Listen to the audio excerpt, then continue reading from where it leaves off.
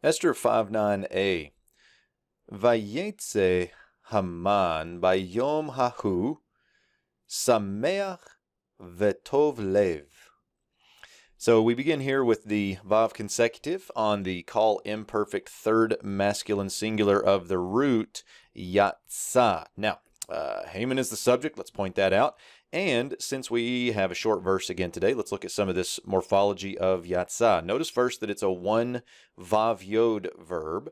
And what happens in the one vav yod verbs with in the imperfect of the call is you will often lose the one vav. And so what happens in this case is the one vav is gone, and this yod that we see here is the preformative of the imperfect third masculine singular. The way we know this is the lengthened preformative vowel right here. Vayetze, that lengthened preformative vowel to a sere is what tells us that this vav has gone. So just something to point out there to you morphologically, remind you of those one vav yods that can be a little tricky.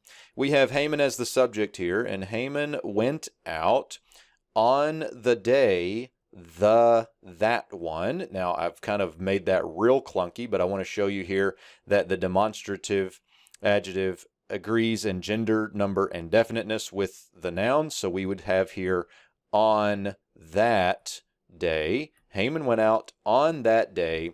Sameach, rejoicing or joyful. Here, joyful and good of heart. Now notice with tov, we have a historic long vowel here, the holem vav. And so how do we know we're looking at a construct, good of heart, or, pleasant heart? He was happy is the idea.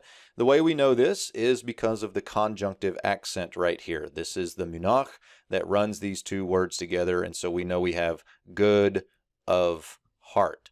And so Haman went out that day happy with the circumstances. He gets to go to a banquet. And we're going to see in the second half of the verse his reaction to Mordecai.